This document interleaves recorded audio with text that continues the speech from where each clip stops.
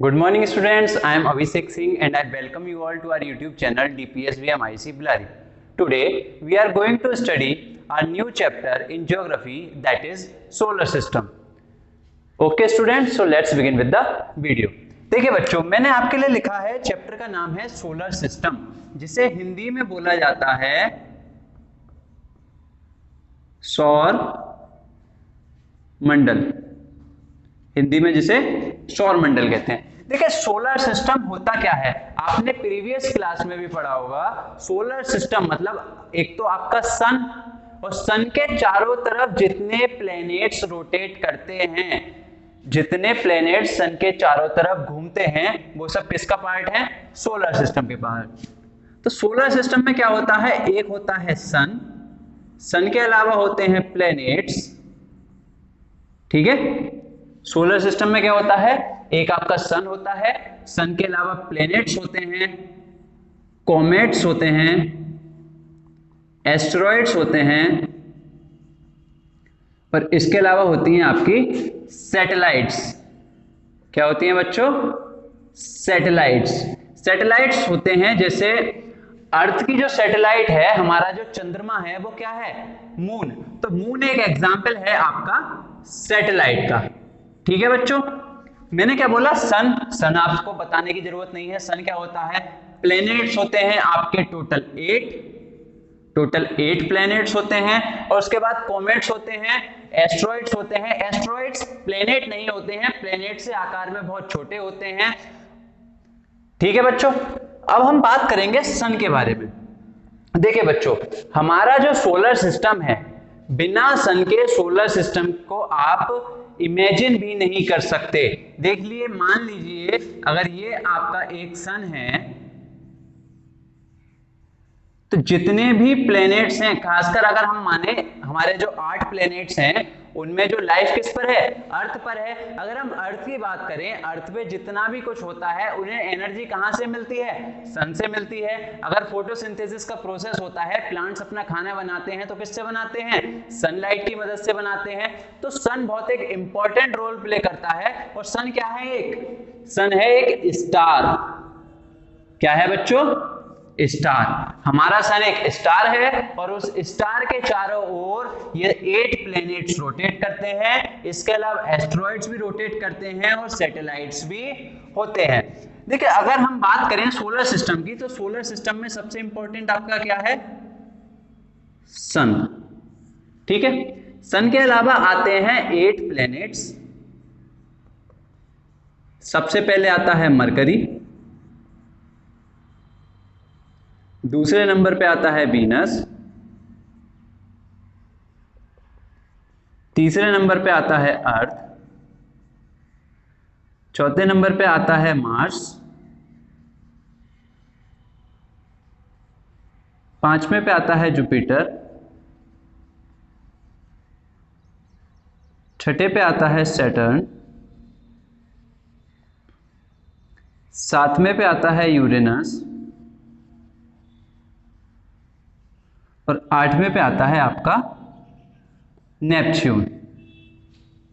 ठीक है बच्चों, सबसे पहला planet mercury, number 2 Venus, number 3 अर्थ, उसके बाद मार्स, फिर जुपिटर, सैटर्न, यूरेनस, नेपच्यून। अगर हम इन प्लेनेट्स की बात करें, तो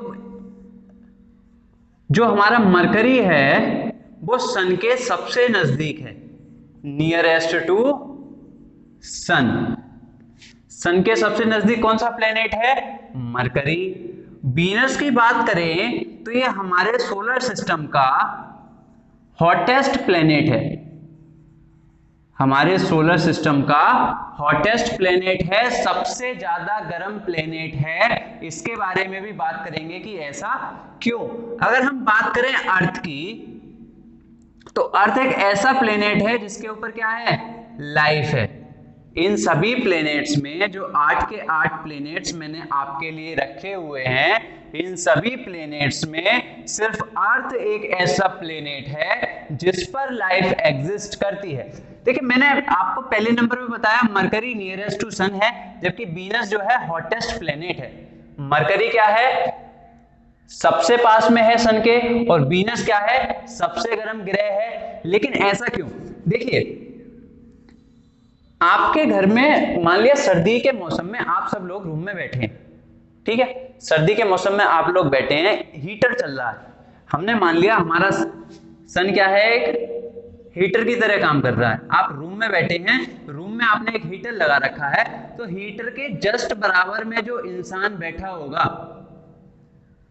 उसे सबसे ज्यादा गर्मी लगेगी।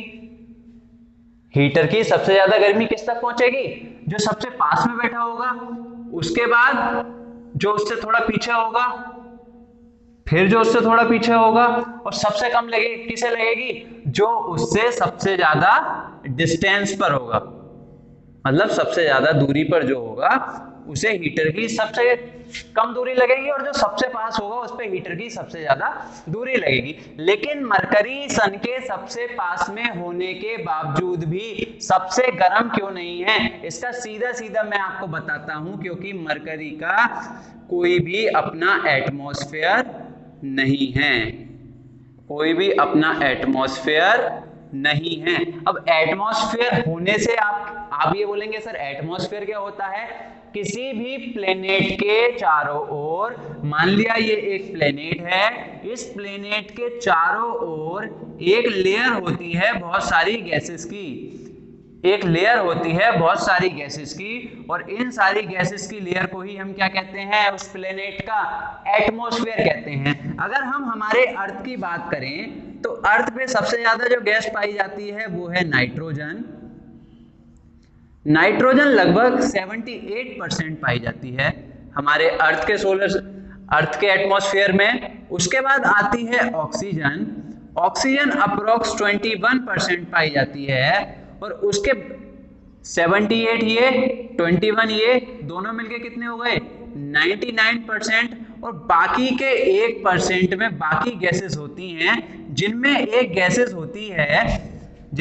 गैस होती है जिसे हम कहते हैं कार्बन डाइऑक्साइड।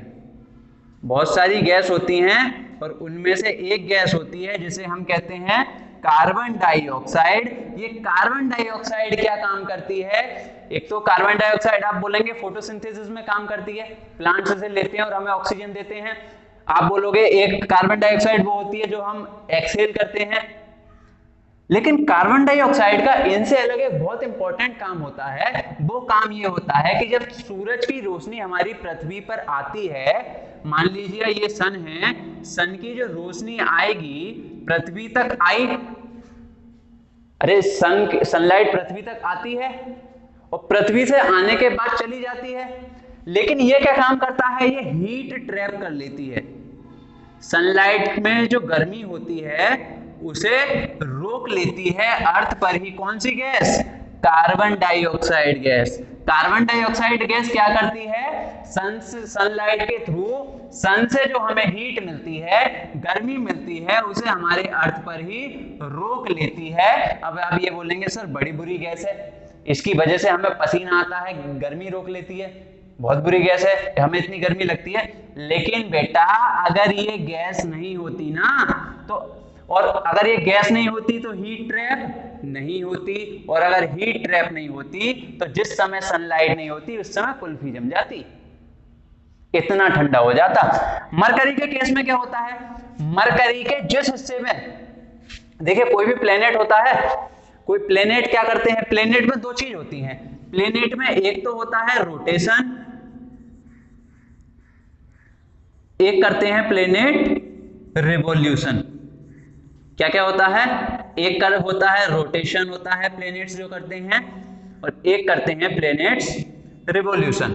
रोटेशन की अगर मैं बात करूं तो जो प्लेनेट्स अपने एक्सिस पे घूमते हैं, आपने कोई बॉल देखी होगी, अगर बॉल आप अपने बॉल को अपने हाथ में लेके ऐसे घुमाएं, ठीक है, आप एक बॉल लें, उस बॉल को अपने हाथ में लेके घुमाएं और बॉल को लगाएं ट्यूबलाइट की तरफ, तो बॉल का आधा हिस्से को तो ट्यूबलाइट से लाइट मिल रही होगी, जबकि उसके आधे हिस्से को ट्यूबलाइट से लाइट नहीं मिल रही होगी। ऐसे ही सन इस डायरेक्शन में हमें क्या भेज रहा है, लाइट भेज रहा है। तो ये अगर अर्थ है तो अर्थ के आधे हिस्से तक ही तो लाइट आ रही होगी, आधे हिस्से पे लाइट आ रही होगी और आधे हिस्से पे लाइट नहीं आ रही होगी। तो जिधर लाइट नहीं आ रही होगी उधर क्या हो रहा होगा, अर्थ पे रात हो रहा होगा, रात हो रही होगी, नाइट। और जिधर लाइट पहुंच रही होगी उधर क्या हो रहा होगा, डे। मतलब हमारा जो रोटेशन होता रहता है ना, अब ये अर्थ अपने एक्सिस पे अगर घूमती रहेगी तो जिस तरफ को ये घूमेगी ना, वही हिस्सा अर्थ का क्या लेगा, लाइट लेगा, और उसी हिस्से में हमारा क्या होगा, दिन होगा। और जिस हिस्से में लाइट नहीं मिलेगी उस हिस्से में क्या होगी, रात होगी। ऐसे एक रिवॉल्यूशन होता है, रिवॉल्यूशन होता है। ये रोटेशन तो अपनी जगह पे घूमना है, ये है मार्कर है। अगर मैं इसे अपनी एक ही जगह पर घुमा रहा हूं तो ये क्या कहलाया, रोटेशन कहलाया। लेकिन अगर ये मार्कर किसी चीज के चारों चक्कर लगाए, जैसे ये सन है मान लिया मेरा, और ये एक प्लेनेट है, तो इसके चारों ओर अगर इस तरीके से जो चक्कर लगाएगा उसे क्या बोलेंगे, रिवॉल्यूशन। अपनी जगह पर जो चक्कर लगाया वो रोटेशन, और सन के चारों ओर जो चक्कर लगाया उसे क्या क्या, क्या बोला हमने, रिवॉल्यूशन। ठीक है बच्चों। तो हमारा जो मरकरी है, मरकरी में मरकरी के हाफ पार्ट में, आधे हिस्से में तो बहुत ज्यादा गर्मी रहती है, क्योंकि वहां से उन्हें सन से क्या मिल रही है, डायरेक्ट सन के पास में है ना। मरकरी के जितने हिस्से को सनलाइट मिल पा रही होगी उतने हिस्से पे तो क्या रहता है, बहुत गर्मी रहती है। लेकिन एक हिस्सा ये भी तो होता है ना जिसे सनलाइट नहीं मिलती, तो यहाँ पे क्या जमी रहती है, बर्फ। ये हिस्सा मरकरी का फ्रीज हो जाता है, एकदम बर्फ जमी रहती है। आधे हिस्से पे बहुत गर्मी और आधे हिस्से पे बहुत ज्यादा ठंड।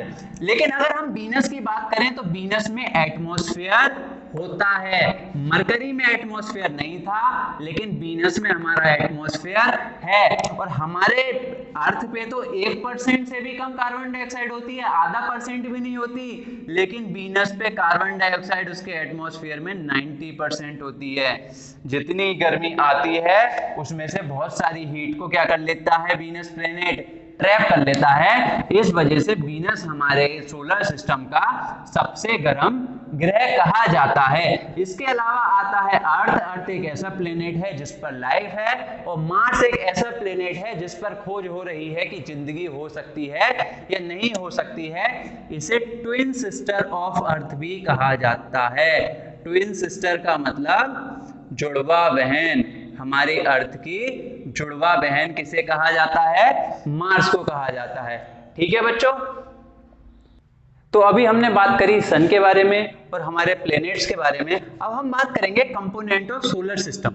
कंपोनेंट ऑफ सोलर सिस्टम से क्या मतलब है? कंपोनेंट ऑफ सोलर सिस्टम से मतलब ये है कि जो हमारा सोलर सिस्टम बना हुआ है किन किन चीजों से बना हुआ है, और जिन जिन चीजों से बना हुआ है उनका कितना शेयर है। तो देखिए बच्चों, अब आप ना हमारे जो सोलर सिस्टम का जितना भी मैटर है उसका 99.85% किसकी वजह से है, सन की वजह से। मैटर क्या होता है? मैटर को अगर मैं डेफिनेशन बताऊं तो मैटर होता है एनीथिंग दैट ऑक्यूपाइज स्पेस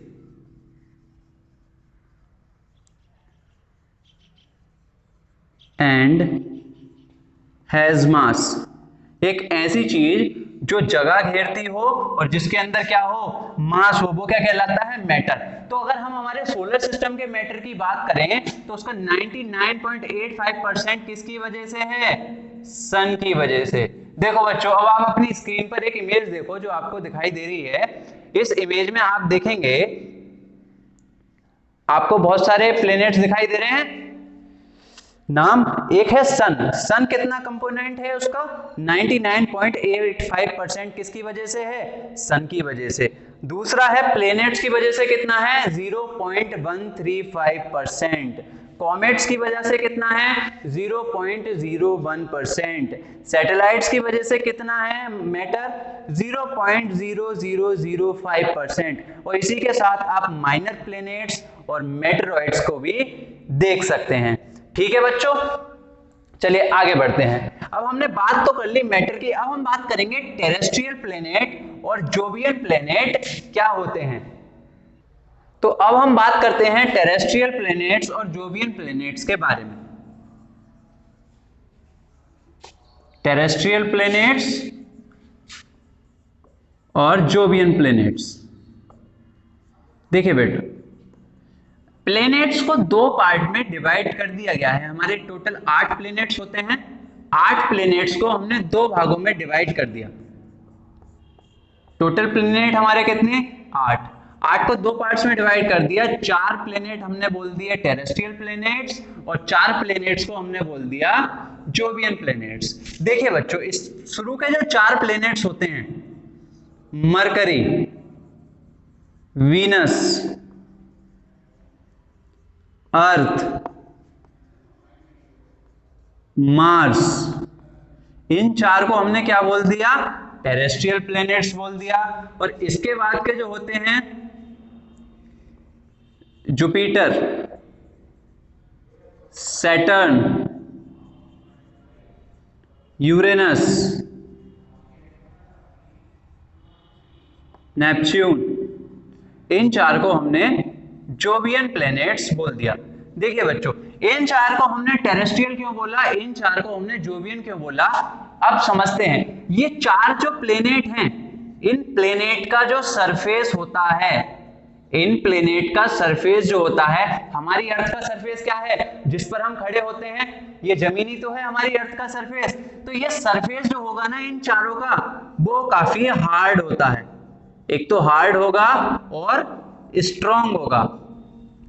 ये 4 प्लैनेट का जो सरफेस होगा हार्ड होगा और क्या होगा? स्ट्रॉन्ग होगा। इसलिए इन्हें एक कैटेगरी में रख लिया और टेरेस्ट्रियल प्लैनेट बोला। और इन 4 प्लैनेट का जो सरफेस होगा, इन 4 प्लैनेट का जो सरफेस होगा वो इनके जितना हार्ड नहीं होगा। और जोवियन का मतलब होता है जुपिटर लाइक। जोवियन का मतलब होता है जुपिटर लाइक। और जुपिटर लाइक से क्या मतलब है? जुपिटर लाइक से मतलब है कि जुपिटर जो है ना, ये हमारे सोलर सिस्टम का लार्जेस्ट प्लैनेट है। लार्जेस्ट प्लैनेट है सोलर सिस्टम का। सोलर सिस्टम का सबसे बड़ा प्लैनेट कौन सा? जुपिटर। और इन सारे प्लैनेट को जुपिटर लाइक बोला। उससे मतलब हुआ कि ये चारों प्लैनेट जो हैं, इनका साइज क्या होता है? काफी बड़ा होता है। किनकी कंपैरिजन में? इनकी कंपैरिजन में, इन चारों की कंपैरिजन में इन चारों का साइज क्या होता है?